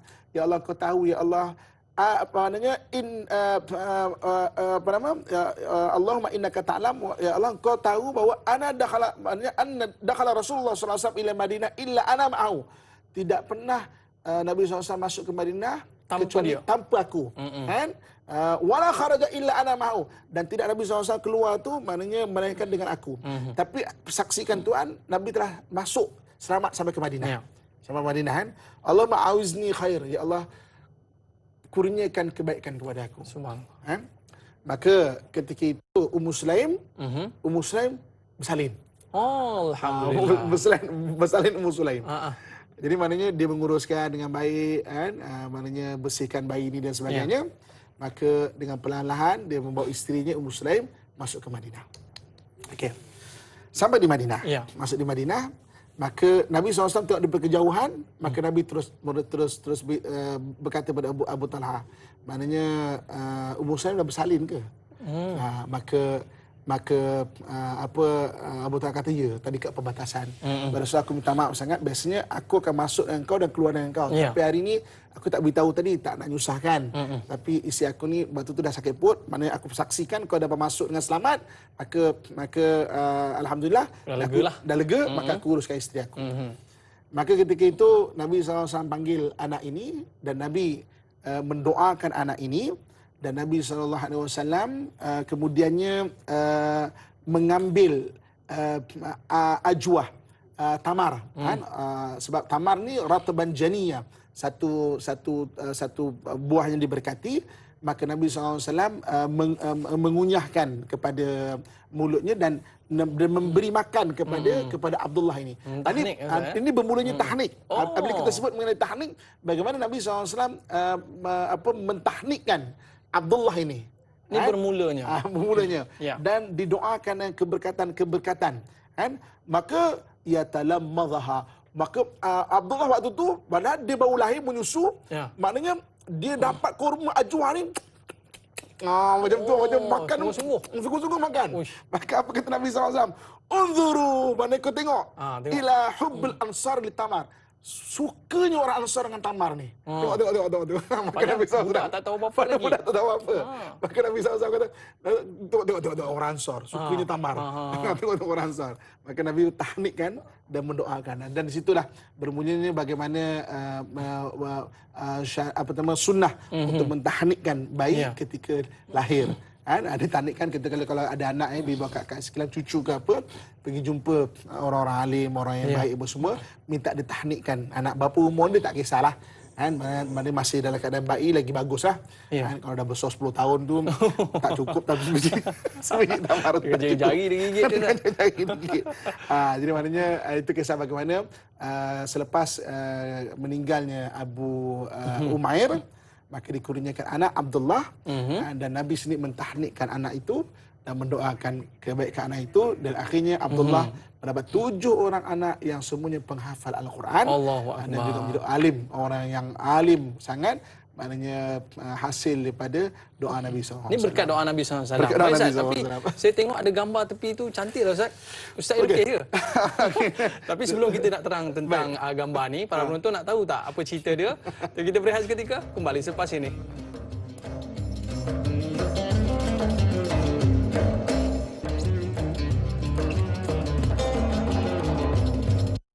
Alhamdulillah kembali dalam Tanyalah Ustaz, biar tahu jangan keliru. Ustaz, ada sahabat kita nak bertanya soalan bersama dengan Izara. Assalamualaikum Ustaz, Dai dan semua kru Tanyalah Ustaz. Sebelum kita nak tahu apa yang diceritakan dalam peta tu saya. Baik, mengapa Ummu Sulaim radhiyallahu an menghadiahkan anaknya Anas bin Malik kepada Rasulullah SAW agar dijadikan pembantu Rasulullah? Bagaimana didikan Ummu Sulaim radhiyallahu an terhadap Anas sehingga menjadi kesayangan dan menjadi sangat rapat dengan baginda ketika menjadi pembantu baginda? Mohon perkongsian ilmu Ustaz. Sekian, terima kasih. #biar tahu jangan keliru. Sila Ustaz. Okey. Ketika Nabi SAW berhijrah daripada Mekah ke Madinah, waktu itu orang-orang muhajirin datang sehelai sepinggang. Jadi orang-orang Ansar ketika itu banyak bantu orang-orang muhajirin, kan? Jadi ada yang bagi rumah, ada yang bagi pakaian, ada yang bagi maknanya keperluan-keperluan yang lain. Waktu tu Ummu Sulaim suaminya meninggal. Dan memang dia tak ada apa-apa nak bagi. Dia tengok orang bagi, dia rasa macam apa benda aku nak bagi ni. Itu yang dia datang kepada Nabi SAW. Dia kata apa, Rasulullah, aku tak ada apa-apa nak bagi ni, kecuali ada anak aku ni iaitu Anas bin Malik ni, maka dia aku bagi untuk khidmat pada engkau ya Rasulullah. Harta yang paling berharga. Harta yang paling berharga, khidmat pada engkau ya Rasulullah. Itu Anas bin Malik berkhidmat pada Nabi SAW daripada satu hijrah sampai 10 hijrah, iaitu 10 tahun dan duduk bersama Nabi SAW, dan antara sahabat yang banyak meriwayatkan hadis-hadis daripada Nabi SAW. Jadi maknanya sebab apa dia hadiahkan? Sebab memang waktu tu dia tengok orang bagi, dia tak ada bagi, dia bagi anak dia untuk berkhidmat kepada Nabi SAW. Okey, kemudian didikan dia. Okey, Ummu Sulaim ni macam saya sebut tadi, orangnya dia macam dia beza dengan kakak dia Ummu Harim. Kakak dia Ummu Harim ni macam mak-mak. Okey, wataknya. Dia ni lebih pada macam kita sebut nak senang faham kalau kawasan. Kalau kawasan. Maknanya orang tegas. Orangnya memang ni, dan dia dengan Anas bin Malik memang agak tegas dan mendidik Anas bin Malik sampai Anas bin Malik menjadi satu orang yang sangat maknanya baik kan, kerana ketegasan. Dan sebenarnya kita sebagai mak ayah ni, satu iktibar yang boleh kita ambil kan, sebenarnya memang seorang ibu yang selalu duduk dengan anak-anak. Sebab tu peranan seorang ibu, mak sangat penting dalam keluarga. Kan? Ayah mendidik mak, mak akan mendidik anak-anak. Sebab anak-anak yang selalu bersama dengan mak dia ni. Maknanya peranan satu orang ibu, satu orang mak sangat penting dalam mendidik anak-anak. Dan bagaimana rahim wanita solehah tu dia sangat penting. Sebab maknanya daripada hasil pendidikan seorang mak kepada anak-anak dia yang bagus, maka kita tengok bagaimana dalam sejarah kebanyakan orang yang hebat, mak dia adalah mak yang memang hebat. Kita tengok Imam Syafi'i contohnya, kan? Dan banyak lagi lah. Itu peranan seorang mak atau ibu dalam rumah tangga dan mendidik anak-anak. Sama juga Ummu Sulaim, beri anak-anak dia memang agak tegas dan memang sangat mendidik anak dia dengan sebaik-baiknya. Ibu yang tegas kena jadi Kak Long kawasan. Okey, baik. Baik Ustaz, itulah sebelum Ustaz cerita tentang peta ni, peta ni Ustaz lukis Ustaz. Okey, ini terima kasih pada yang tolong lukis. Betul lukis, silakan Ustaz. Okey. So ini peta Mekah untuk kita tengok kan, ini peta Jazirah Arab. Dia saya suka ceritakan semenanjung tanah Arab, nak senang faham dia lebih kurang semenanjung tanah Melayu. Nak senang faham semenanjung tanah Melayu. Jadi Mekah ni, kalau Mekah ni center, macam Mekah ni Kuala Lumpur lah. Kuala Lumpur ni Mekah. Okey. Ini Madinah. Madinah di atas. Madinah ni macam Kedah lah. Macam Kedah.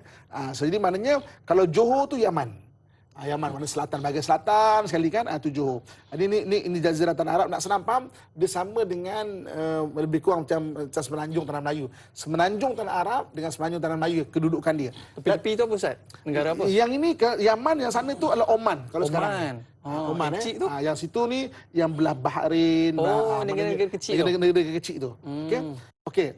Yang menariknya, kesamaan antara semenanjung tanah Arab dengan semenanjung tanah Melayu adalah dia tidak dikuasai oleh kuasa-kuasa besar.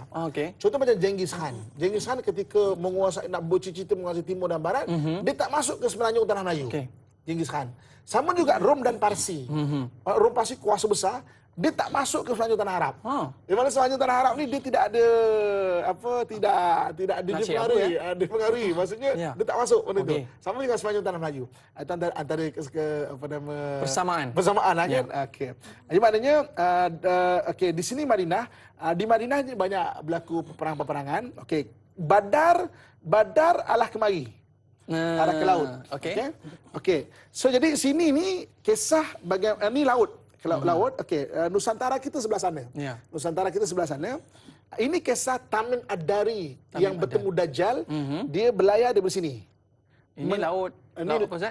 Ini Laut Merah. Laut Merah. Laut Merah ke Lautan Hindi ke kawasan-kawasan kita. Ya. Sebab Tamim Ad-Dari sesat selama 30 hari. Heading dia arah dia adalah ke arah timur. Jadi timur tu memang belah-belah Lautan Hindi, belah Maldives, kalau kepulauan-kepulauan belah-belah kita lah. Maknanya heading dia ke sana. Okey, jadi Badar di sini. Ke atas ni ada satu peperangan yang besar yang disertai oleh Ummu Sulaim, iaitu Perang Khaybar. Perang Khaybar. Khaybar ni lebih kurang dalam 150 km ke atas lagi. Macam ke Perlis lah. Ya. Anak senang faham, ke Perlis adalah kubu terakhir orang-orang Yahudi. Jadi orang-orang Yahudi ni dia pernah mengkhianati Nabi SAW yang berada di Madinah. Ya. Maka Nabi SAW pernah mengepung Bani Qainuqa. Bani Qainuqa ni antara maknanya bangsa Yahudi yang agak memang sombong sangat. Memang Muhammad nak perang, jom kita perang dia.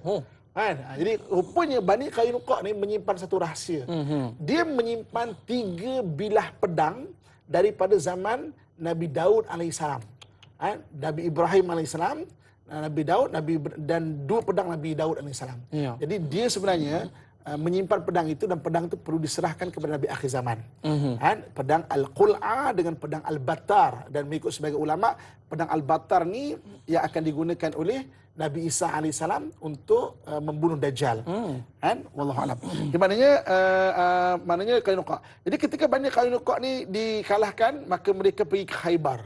Ke Khaybar. Dan ketika Khaybar merancang untuk menyerang Madinah, maka pada tahun 7 Hijrah Nabi SAW telah memerangi Khaybar, dan orang-orang Yahudi lari daripada Khaybar, tapi masih ada lagi sehingga zaman Sayyidina Umar. Sayyidina Umar maknanya agak tegas, mereka semua keluar daripada Khaybar ini.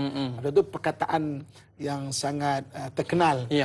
Kalau orang Islam ni dia berperang dengan maknanya orang Yahudi, dia akan sebutkan Khaybar ya Yahud, Jaishu Muhammad sayaud. Khaybar ya Yahud, Khaybar wa Yahudi, Jaishu Muhammad sayaud. Tentera Muhammad akan datang balik. Seperti mana datang ke Khaybar ini. Ya. Ini semangat saya. Semangat dong. Jadi ketika orang Islam kalau berperang Israel, itu selain daripada lawangan Allahu Akbar, mereka akan ucapkan Khaybar ya Yahud, Jaishu Muhammad sayaud. Dengar je dia orang jadi seram lah. Dia seram sebab Khaybar tu kota pertahanan terakhir mereka di semenanjung tanah Arab. Di sebelah sebelah sana Ustaz? Di sebelah atas dia. Atas ni ini Baitul Maqdis, ni Baitul Maqdis kat sini. Ini Syam. Syam ni yang dalam Quran Allah sebut ila fi Quraisyin ila fihim rihlatash syita'i was-saif. Kebiasaan orang-orang Quraisy, mereka akan pergi berdagang pada musim sejuk ke Yaman. Sejuk ke bawah. Ke bawah. Kenapa musim sejuk ke bawah? Sebab ni laut. Jadi dia punya cuaca tu panas. Jadi sejuk memang ke Yaman, maknanya ke arah selatan. Dan tanah-tanah selatan ni yang dekat dengan laut memang tanah yang best. Contoh kalau di Eropah, kalau musim sejuk, mana tanah yang paling best?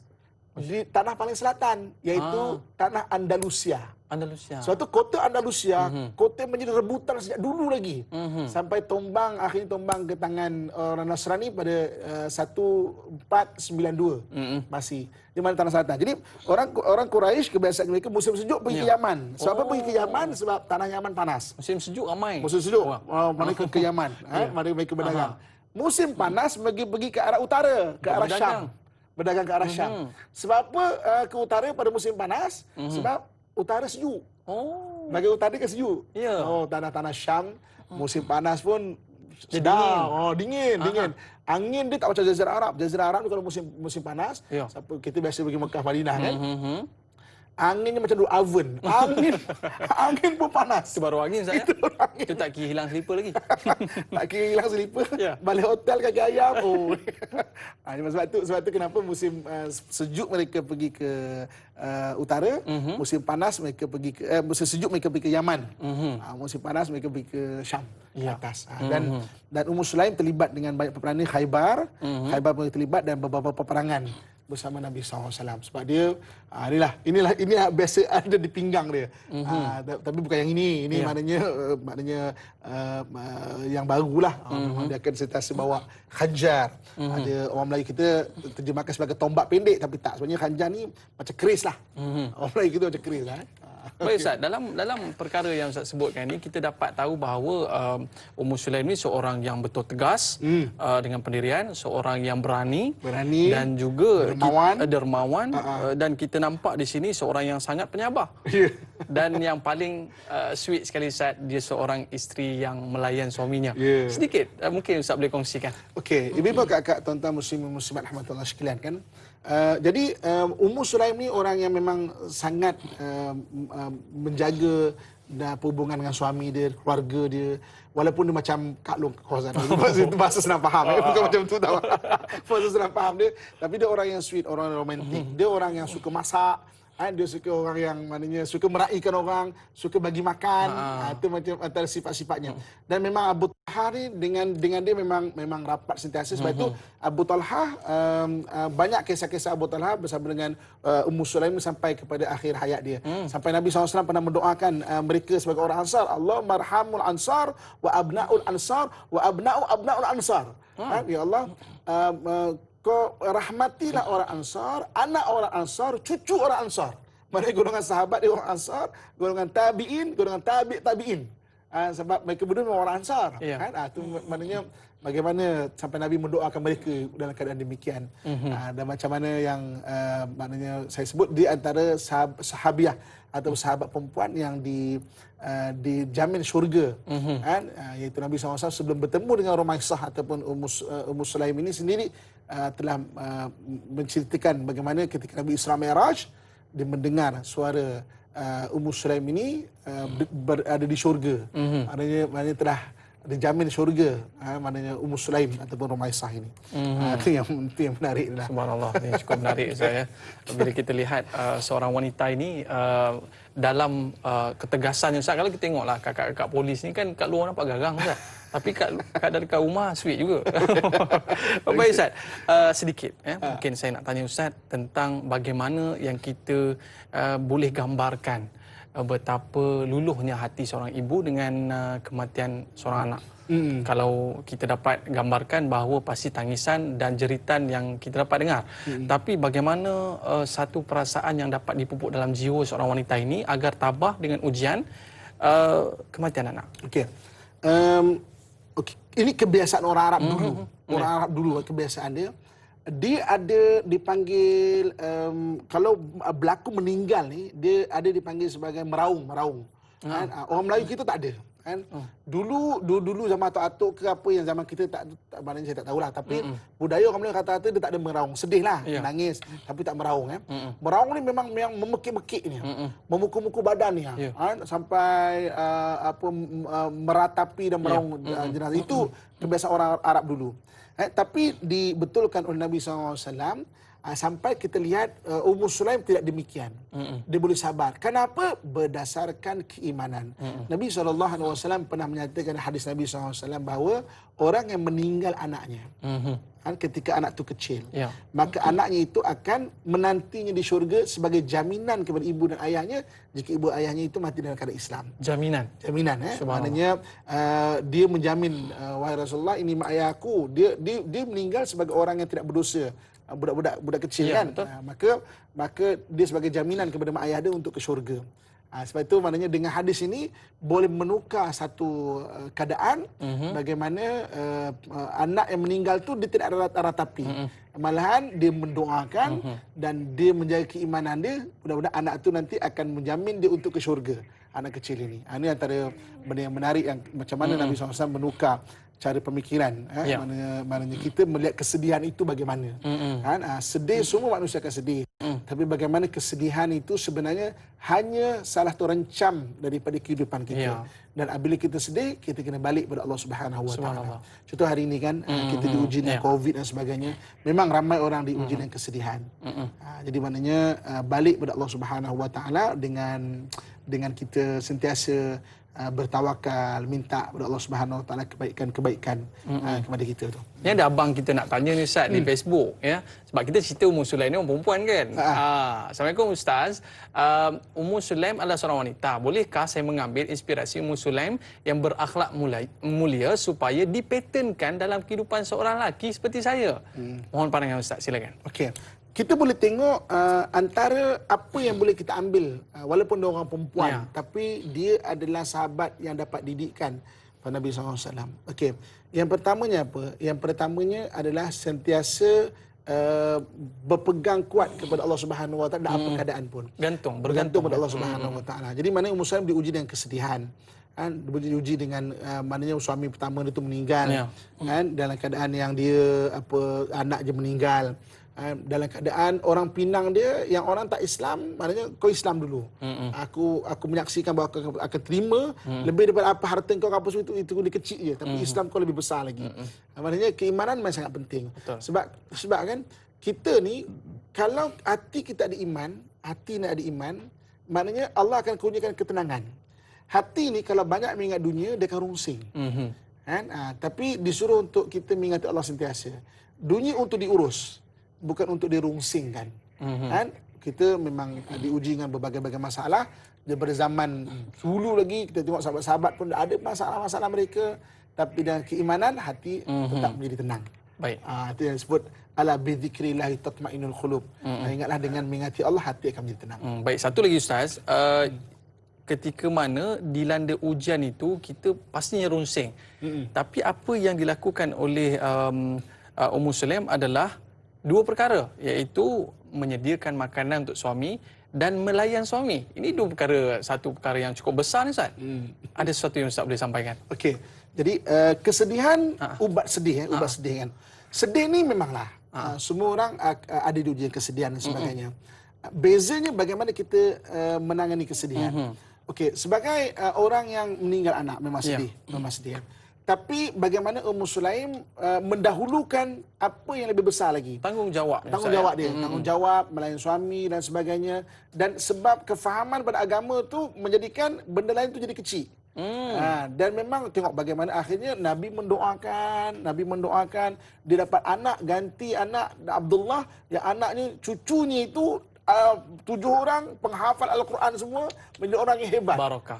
Barakah itu sendiri. Jadi kalau kita dalam keadaan ujian dan sebagainya, kita memang sentiasa kena memang bergantung Allah Subhanahu Wa Taala. Tidak ada ujian yang diletakkan pada seorang hamba melainkan kita mampu untuk menanggung ujian itu. Dalam Quran Allah sebut la yukallifullahu nafsan illa wus'aha.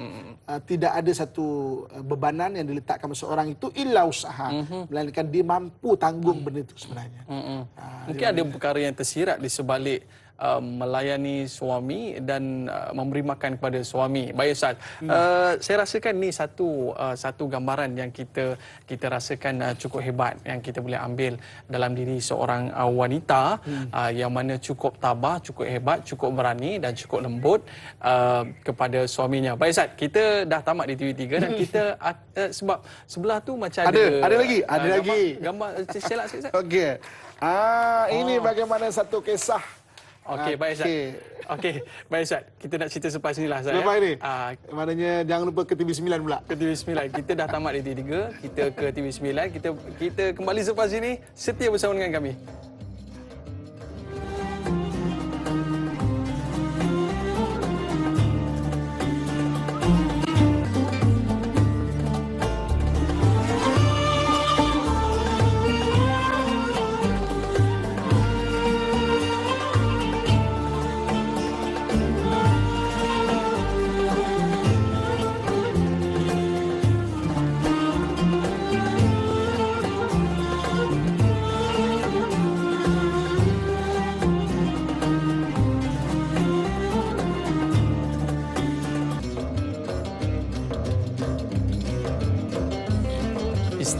cerdik yang soleha, penyejuk mata, penawar hati, penajam fikiran. Di rumah dia istri, di jalanan kawan. Di waktu kita buntu, dia penunjuk jalan. Alhamdulillah, kembali dalam Tanyalah Ustaz, biar tahu, jangan keliru. Terima kasih para penonton kerana terus setia bersama dengan rancangan kita pada hari ini. Topik Sirah Ummu Sulaim. Tapi Ustaz, yang ni Ummu Sulaim Ustaz. Ni. Nampak macam dia pakai face mask. Baik, mungkin ada sesuatu kisah di sebalik gambar ini Ustaz. Okey, baik.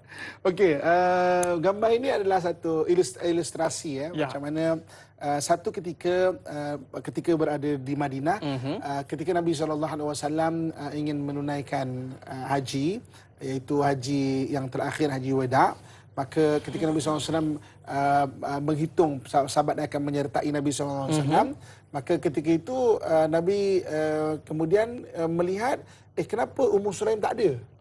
Kenapa Ummu Sulaim tak ada dalam? Sepatutnya ada. Sepatutnya ada. Sebab dia biasanya akan bersama Nabi SAW, maknanya, dan juga keluarganya. Tapi hari itu tak ada. Maka Nabi SAW tu cari-cari dan akhirnya Nabi bertemu dengan Ummu Sulaim. Nabi bertanya, wahai Ummu Sulaim, kenapa kau tidak akan menyertai rombongan yang akan pergi menunaikan haji di Mekah? Maka apa kata Ummu Sulaim, wahai Rasulullah, kan? Harta mereka ni mereka infakkan kepada Islam, kan? Dan alhamdulillah keberkatan itu nampak. Tetapi kebetulannya ketika tahun nak pergi haji itu, mereka hanya punya 2 unta saja. Rasulullah, saya ada 2 unta saja. Ya. Yang pertama, unta itu yang akan bawa suaminya untuk pergi menunaikan haji, iaitu Abu Talha. Ya. Dan lagi satu unta itu, ya Rasulullah, digunakan untuk membawa air di kebun kurmanya mereka lah, kebun kurma mereka. Jadi mana tak cukup untuk perjalanan. Tak cukup unta lah. Tak cukup unta tu, tak cukup. Maka apa kata Nabi SAW? Tak apa, jangan sedih. Jangan sedih. Nanti bulan Ramadan, kalau ada peluang, ada rezeki, tunaikanlah umrah. Kerana umrah pada bulan Ramadan, pahalanya menyamai membuat haji ketika pada bulan haji. Itu bermulanya hadis Nabi SAW bagaimana Macam pernah dengar ni saya. kelebihan umrah pada bulan Ramadan. Dia berasal daripada kisah Ummu Sulaim sebenarnya. Ni rentetan daripada kisah tu. Apa cerita? Kalau kita tengok, maknanya sedih, dia agak sedih sebab Nampak sedih. nampak sedih kan. Maknanya orang nak pergi haji, tapi dia tak dapat nak pergi sebab unta tak cukup. Perjalanan jauh daripada Mekah ke Madinah. Dulu naik unta dan perjalanan hampir 400 km. Dan sangat jauh, dan berhari-hari tu panas terik dan sebagainya. Unta tu parking lah saya. Unta tu dibawa tu, maknanya orang tu. Itu orang tu. Maksudnya dibawa. Maknanya perjalanan. Jadi itulah bermulanya hadis umrah pada bulan Ramadan. Biasa kita dengar ni saya. Sebab itu Sayyidatina Aisyah radhiyallahu anha wa arda pernah menyebut bahawa sebaik-baik wanita adalah wanita Ansar. Mereka tidak malu bertanyakan hukum kepada Nabi SAW. Jadi maknanya mereka aktif tau. Maknanya macam mana hukum ni? Macam mana hukum ni? Maknanya sampai Dia suka bertanya lah. Dia suka bertanya Macam hukum. penonton kita. Penonton kita. Jadi apabila bertanya, maka ada jawapan dari Nabi SAW dan jawapan itu merupakan panduan untuk mereka tu. Ini antaranya. Jadi sebab tu Aisyah kata sebaik wanita Ansar. Mereka tak malu nak bertanya-tanya hukum, hatta pada hukum-hukum benda yang orang malu nak tanya atau sensitif pun mereka akan bertanya kepada Nabi SAW. Penonton kita ni macam wanita Ansar. Baik, Ustaz, ini luar tajuk sikit lah ya. Biasa memang kalau dia orang pergi musafir tu Ustaz, macam itulah keadaannya. Ada seorang tarik dan seorang duduk di atas. Ke bagaimana Ustaz? Dia kalau sekarang ni, kalau kita sebut sebagai body system lah. Maknanya kena ada 2 orang, kalau apa-apa berlaku, at least 1 orang ada lagi untuk menyampaikan berita atau kisah apa yang berlaku. Macam tu. Itu sistem perjalanan zaman dululah. Mana dia takkan pergi bermusafir seorang. Dan memang dalam hadis Nabi SAW tersebut, maknanya bermusafirlah secara berjamaah. Sebab kalau apa-apa berlaku, maknanya yang lain dapat membantu bersama-sama. Kan? Jadi maknanya perjalanan mereka tu biasanya memang tak keseorangan. Dan barang sekali duduk atas tu lah. Barang duduk atas unta tu. Unta ni kalau dalam budaya Arab, dia adalah dipanggil kapal padang pasir. Oh, Kapal padang pasir. Ni unta ni. Unta ni dipanggil sufunah atau safinah. Maksudnya kapal tapi dekat padang pasir. Sebab dia boleh bawa orang, bawa barang-barang untuk perjalanan. So itu kelebihan unta ni, dia daripada luhumuha wa lubu dagingnya, pada kulitnya, pada susunya. Maknanya ada banyak manfaat lah. Bagi unta. Dan tulangnya pun orang gunakan juga buat macam kepala pedang ni. Tulang dia tu, kepala pisau, pedang, maknanya tongkat dan sebagainya. Daripada hidup sampai mati semua manfaat. Maknanya ni biasanya guna untuk long distance lah. Kalau untuk short distance orang pakai kuda saja. Baik, tadi Ustaz sebut tentang Ummu Sulaim ni dia suka bertanya. Macam-macam soalan dia tanyanya dan jawapan yang diberikan oleh Nabi SAW diamalkan. Apakah soalan yang ditanyakan kepada Nabi SAW? Kita berehat seketika. Okey. Penonton nak tahu jawapannya, kita kembali selepas ini.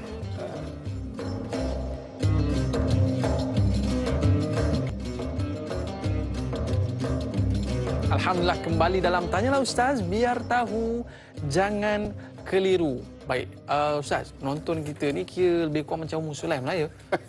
Sebab banyak soalannya. Bertalu-talu. Baik. Jadi, apa di antara soalan-soalan yang diajukan kepada Nabi SAW sehingga menjadi amalan, Ustaz? Okey. Jadi maknanya Ummu Sulaim ni antara yang banyak bertanya Nabi SAW.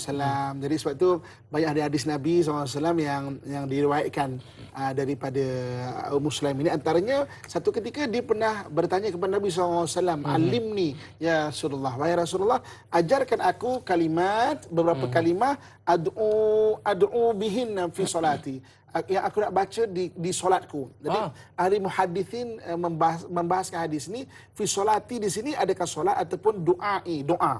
Jadi maknanya ada berpendapat selepas solat, ada berpendapat untuk mengiringi doa. Dalam? Maknanya sebelum berdoa tu apa dia? Maknanya apa dia? Maka apa kata Nabi SAW? Sabbihillahi ashran. Kamu ucapkan subhanallah 10 kali. Kemudian hamidillah wa ashran, 10 kali alhamdulillah, dan kabirillah ashran, dan Allah Akbar 10 kali. Maknanya ini antara benda yang maknanya yang ditanya oleh Ummu Sulaim, dan Nabi menjawab bagaimana ajarkan kepada aku amalan. Sebenarnya amalan-amalan yang untuk mengiringi doaku. Tapi kalau kita lihat di sini, perkataan subhanallah, alhamdulillah, Allahu Akbar. Apa maksud perkataan ini? Perkataan ini sebenarnya perkataan tauhid. Subhanallah, maha suci Allah. Maha suci Allah ni makna tak ada siapa pun melainkan Allah saja yang kita sucikan akidah kita. Subhanallah. Alhamdulillah, makna segala puji bagi Allah. Ya Allah, terima kasih Tuhan kerana dengan kesyukuran Allah akan tambah lagi. Dan Allahu Akbar iaitu membesarkan Allah Subhanahu wa taala. Jadi subhanallah, alhamdulillah, Allahu Akbar adalah kalimah tauhid. Dan tauhid ini apabila pegangan tauhid kita benar-benar betul kukuh memang kepada Allah Subhanahu wa taala, maka ini Allah sebut kan, wa may yattaqillaha yaj'al lahu makhraja wa yarzuqhu min haitsu la yahtasib. Bertakwa kepada Allah diberi jalan keluar bagi segala permasalahannya, dan akan dikurniakan rezeki bersumber yang tidak disangka-sangka. Jadi sebenarnya kita berdoa kadang-kadang orang berdoa dia bukan sebab tauhid. Hari ini ada orang berdoa sebab sakit hati. Ya Allah, suami aku tunjukkanlah, ya Allah, balaslah doa. Tuakanlah benda tak payah. Benda buruk. Ada orang berdoa kadang-kadang dengan kecewa. Kenapa aku? Kenapa bukan orang lain, Tuhan? Sebenarnya doa yang diajarkan seperti mana yang ditanya oleh Ummu Sulaim adalah berdasarkan rasa tauhid, mengesahkan Allah Subhanahu wa taala. Barulah bila kita betul-betul berdoa memang mengharap pada Allah Subhanahu wa taala, maka Allah Subhanahu wa taala akan menunaikan segala permintaan kita. Bertepatan dengan ayat Quran, Allah kata apa? apa nama Allah SWT menyebut wa qala rabbukum ud'uni astajib lakum. Berkata Tuhan, doalah kepada aku akan mustajabkan bagi kamu. Allahu Akbar. Ini satu perkara yang kita perlu ambil cakna. Sebab kadang-kadang kita petikai. Ya, petikai, kenapa pula hujan untuk aku? Sedangkan ini nak memperbetulkan ketauhidan kita. Yang pertama Ustaz sebut. Yang kedua, tanda syukur kita kepada Allah SWT dan kebesaran Allah SWT. Suatu saya teringat kata-kata yang sangat menarik daripada Salahuddin Al-Ayyubi. Salahuddin Al-Ayyubi dia pernah menyebutkan bahawa la taqul, jangan kamu kata ya Rab indi muskilah, ya Allah aku ada masalah ya Allah, walakin qul, tapi katakanlah ya muskilah indi Rab, wahai masalah aku ada Allah. Sebab masalah itu adalah makhluk. Subhanallah. Jangan kamu kata ya Allah aku ada masalah ya Allah, tapi katakanlah wahai masalah aku ada Allah. Allah akan membantu aku. Kan? Ni sakit kaki ni aku ada Allah ni. Aku ada Allah ni. Tolonglah aku nak beribadah. Beribadah. Baik Ustaz. Macam sebelah Ustaz ya. Oh ini menarik gambar ni Ustaz. Okey. Kalau saya teka dulu ya. Saya teka Ustaz. Ni macam bangunan dan atas ni macam ada hotel tu. Baik. Para penonton mesti nak tahu apakah di sebalik cerita ni. Ustaz boleh ceritakan Ustaz? Okey. Jadi ini adalah peta Khaybar. Oh. Okey, Khaybar. Jadi Khaybar ni satu kota yang kalau ikut dia atas bukit tau. Jadi susah sebenarnya untuk menombangkan kota Khaybar ni sebab bila atas bukit komposisi orang yang bertahan lebih kuat lagi sebab dia akan boleh tengok bawah. Sedangkan orang di atas akan terintai-intai. Jadi ini adalah kota Khaybar. Jadi kota Khaybar ni adalah tempat kota terakhir orang Yahudi. Peliknya kenapa Yahudi datang ke semenanjung tanah Arab? Ya. Sebabnya apa? Sebabnya orang Yahudi ni perangai dia adalah dia suka membunuh para nabi. Wa yaqtulunal anbiya bi ghairil haq. Dia suka bunuh nabi suka-suka dia. Tanpa sebab, suka-suka dia je. Jadi sebab apa? Kalau mereka bunuh nabi pada hari ini, nanti Allah akan datangkan nabi baru. Sebab memang orang Bani Israel ni memang banyak diutuskan nabi. Sampai zaman Nabi Isa AS, Nabi Isa ni 1 Masihi. Nabi kita Muhammad SAW lahir 570 Masihi. Nabi Isa 1 Masihi. Jadi zaman Nabi Isa ada 3 orang Nabi yang diutus serentak. Nabi Isa, Nabi Zakaria dan Nabi Yahya. 3 ni juga akhirnya maknanya nak dibunuhnya. Akhirnya sejarah menyaksikan Nabi Zakaria digergaji kepalanya, Nabi Yahya disembelihnya, Nabi Isa nak dibunuhnya tapi Allah angkat Nabi Isa ke langit.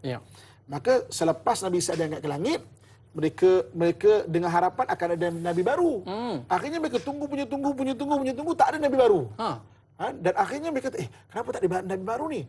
Rupanya mereka buka ajaran Nabi Isa. Nabi Isa ni hanya mubasyiran birasuli ya'ti min ba'di ismuhu Ahmad. Aku ni hanya datang membawa kabar gembira tentang nabi akhir zaman. Nabi akhir zaman. Jadi mereka buka lagi di mana nabi akhir zaman ni akan lahir. Yub'atsu min Tihamah. Dia dilahirkan di Tihamah. Tihamah ni apa maksud dia? Tihamah ni nama baru tau, istilah baru. Nabi Isa maknanya di Tihamah. Tihamah ni tanah rendah yang kering kontang tapi banyak tumbuh pokok tamar. Jadi orang Yahudi cari mana tanah rendah yang kontang banyak tumbuh pokok tamar. Tapi pokok tamar banyak. Mereka pergi ke Palestin.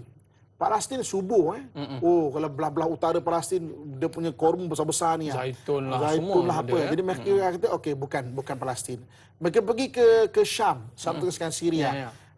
Syria ni walaupun ada padang pasir tapi dengan wujudnya sungai Dajlah, sungai Furat, maknanya bukan Syam. Pergi ke Iraq, bukan Iraq. Pergi ke Mesir, walaupun Mesir ada padang pasir tapi sumber air banyak. Bukan Mesir. Akhirnya mereka yakin sangat bahawa Tihamah itu adalah Madinah. Nama dulu Madinah Al-Yathrib. Jadi apa orang Yahudi buat? Mereka pindah beramai-ramai daripada mana-mana tempat, duduk di Madinah. Berkampung di situ, beranak penak di situ. Tujuannya apa? Biarlah Nabi akhir zaman lahir daripada Bani Israel. Sebab itu kenapa orang Yahudi berada di Madinah. Pelik. Rupa-rupanya Allah menghendaki Tihamah itu adalah Mekah. Dan Nabi SAW dilahirkan di Mekah pada 570 Masihi. Kalau keadaan ni tahun gajah 570 Masihi, maka Nabi SAW dilahirkan di Mekah. Dan ketika itu, maka ketika Nabi lahir ada tanda-tanda kenabian. Sebab itu banyak kali Abu Talib, pakcik Nabi yang menjaga Nabi, bawa Nabi pergi berdagang Dan akhirnya jumpa ahli kitab kata apa? Bawa balik. Aku tengok anak ini ada tanda kenabian. Kalau orang Yahudi tengok takut dibunuhnya budak ini. Sampai Abu Talib tak bawa Nabi dah. Sebab itu sampai Nabi umur 20 tahun dia boleh jaga diri sendiri, baru Nabi SAW keluar. Maknanya pergi berdagang.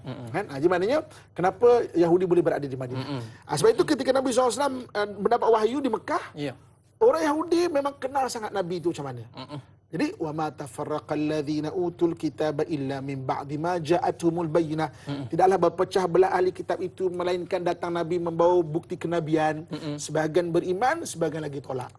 Maka ketika Nabi SAW berhijrah ke Madinah, mana pusat orang Yahudi waktu tu ke situ. Orang Arab ada, orang Yahudi ada kat situ. Mereka tak menerima kenabian Nabi SAW. Mereka mengkhianati Nabi SAW. Sampai akhirnya berlaku peperangan Bani Qainuqa. Akhirnya mereka naik ke arah selatan lagi 155 km daripada Madinah, iaitu Khaybar. Dan ketika peperangan Khaybar yang berlaku pada tahun 7 Hijrah, Nabi SAW hanya bawa 1,600 orang sahabat. Orang di Khaybar ada 10,000 orang. Allah. 10,000 orang. Tak boleh lawan. Tapi kan antara kelebihan Nabi SAW adalah diberi rasa gentar kepada musuh masih ratus syahr, sebulan perjalanan. Dengan sendiri mereka tak boleh lawan Muhammad ni. Akhirnya mereka sendiri menyerah kalah di peperangan Khaybar. Jadi peperangan Khaybar ni dari kisah dia bagaimana mereka akhirnya ni adalah peta Khaybar. Mereka menumpaskan kota-kota kecil tepi ni, dan yang ending dia sekali adalah yang paling besar, kota tu atas bukit. Dipimpin oleh 4 sahabat besar. Sayyidina Abu Bakar ada, Sayyidina Umar ada, Sayyidina Osman ada, Sayyidina Ali ada. Akhirnya maknanya mereka 4 sahabat ni berusaha, dan Sayyidina Ali bersama sahabat Sayyidina Abu Bakar, Sayyidina Umar antara yang berjaya memecahkan pintu Khaybar. Dan maknanya berjaya masuk Hebat ke Khaybar. strategi Kan? Sebab 4 sahabat ni memang kalau kita tengok bukan saja dia pemimpin, tapi banyak orang yang gagah, orang yang kuat. Dan Ummu Sulaim, kita bincang Ummu Sulaim pada hari ni, ada dalam peperangan Khaybar, seperti mana tugasan orang perempuan, wanita-wanita diberi Nabi SAW untuk merawat orang luka dan juga menyediakan bekalan makanan. Ni kakak Nas ni. Ada juga. Ada juga. Okey. Tapi bezanya Muslim apa? Ini dah dia. Selalu dibawa benda ni. Sebab apa? Dia kata kalau anda kata orang kafir datang, jangan kacau. Cengah masa depan. Aduh. Okay. Baik Ustaz. Seorang wanita yang saya rasakan perlu dijadi contoh oleh semua wanita. Tapi akhirnya mungkin dia pergi meninggalkan kita. Mungkin ada satu kisah yang boleh Ustaz ceritakan. Sahabat kita nak bertanya ya. Abe mana? Assalamualaikum Ustaz dan Dai. Soalan saya, Ummu Sulaim ketika wafat ketika umurnya berapa tahun? Terima kasih Ustaz dan Dai. Dan yang kedua, di manakah bersama dengan Rubi Abu Bakar, di manakah letaknya makam Ummu Sulaim dan keluarga beliau? Mohon perkongsian daripada Ustaz. #biar tahu, jangan keliru Ustaz. Okey. Jadi seperti mana saya sebut di awal tadi, Ummu Sulaim ni dia adalah mahraman al-Nabi SAW. Dia mahram Nabi SAW. Jadi cuma ikhtilaf ulama, maknanya kaifiat bagaimana mahram itu. Jadi ada yang kata memang mahram sungguh sebab makcik Nabi SAW, iaitu Abdul Muttalib ni dia ada isteri yang lain, yang maknanya ada anak perempuan, dan ada yang kata sebagai ar-radha'ah, maknanya ibu susuan. Okey, jadi Ummu Sulaim dia ada kakak iaitu Ummu Harim. Jadi memang insya-Allah satu hari nanti kita minta permit untuk bicara tentang Ummu Harim. Okey. Jadi kedua-dua ni adalah memang sangat rapat dengan Nabi SAW sebab dia adalah mahram Nabi SAW.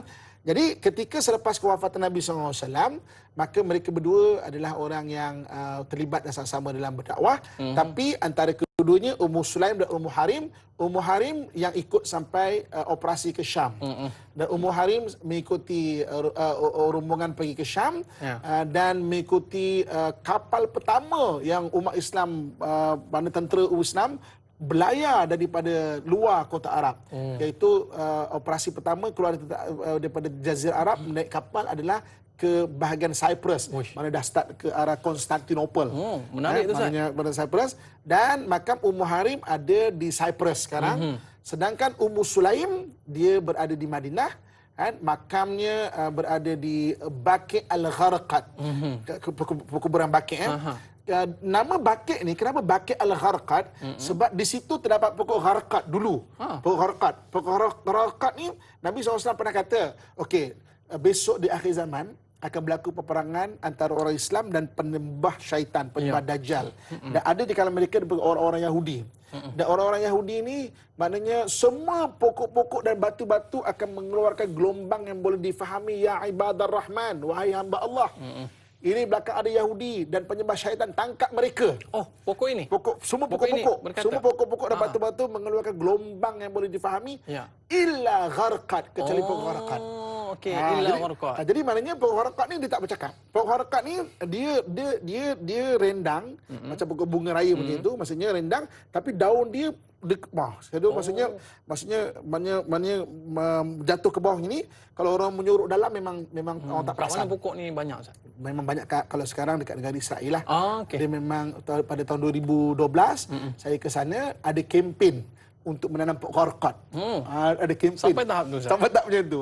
Bahasa saintifik dia pokok oleander. Maksudnya tanam pokok gharqad. Maknanya dia orang percayalah saya. Orang Yahudi ni, oleh kerana banyaknya Nabi diutus kepada Bani Israel, nature percaya benda gaib ada kat dia. Jadi sebenarnya orang Yahudi kita pelik, kenapa dia percaya Quran, kenapa dia percaya hadis. Memang mereka percaya.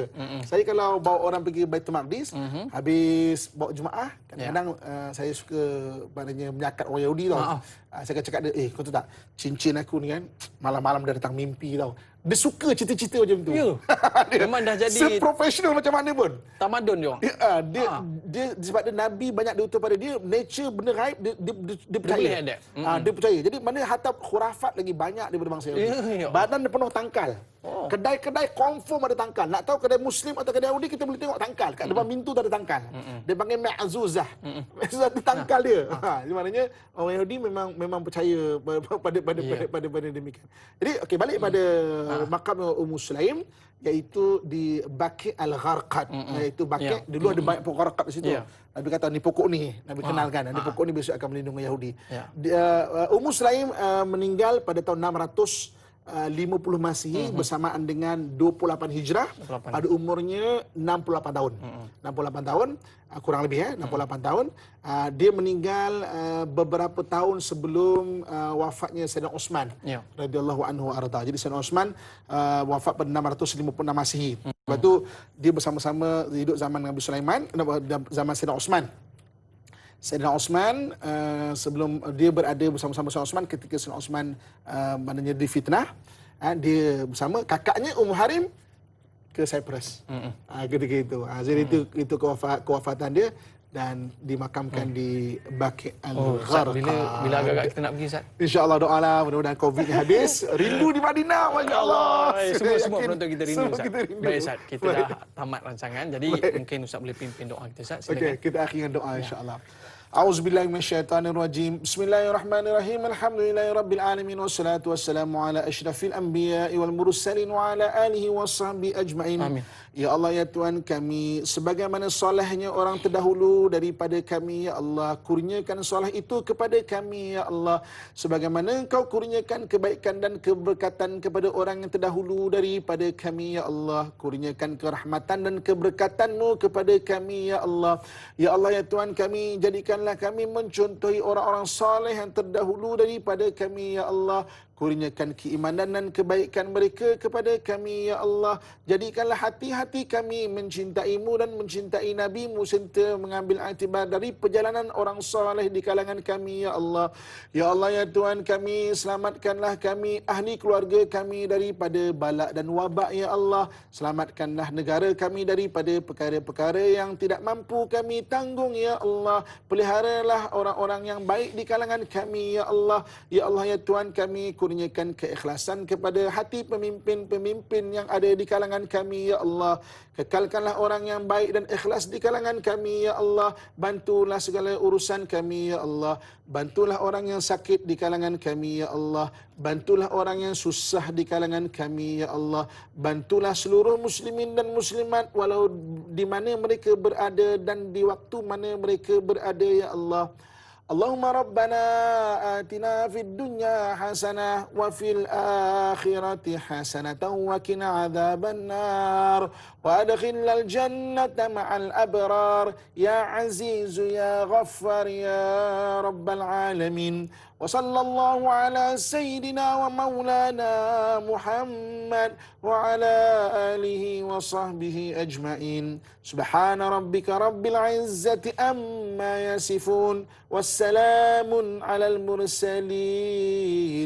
Walhamdulillahi rabbil alamin. Taqabbalallahu minkum. Minna wa minkum taqabbal ya karim. Terima kasih Al-Fadhil Ustaz atas penceritaan tentang kisah Ummu Sulaim. Rezeki kita jumpa lagi saya. InsyaAllah. Baik, para penonton, esok temu janji kita bersama dengan sahabat saya Dai Hilman dan panel Ustaz Dr. Muhammad Farid Rabi Abdullah dalam tafsir dan taranum surah Al-Ahqaf ayat pertama sehingga keempat. Para penonton, SBR, sabar, berani dan redha.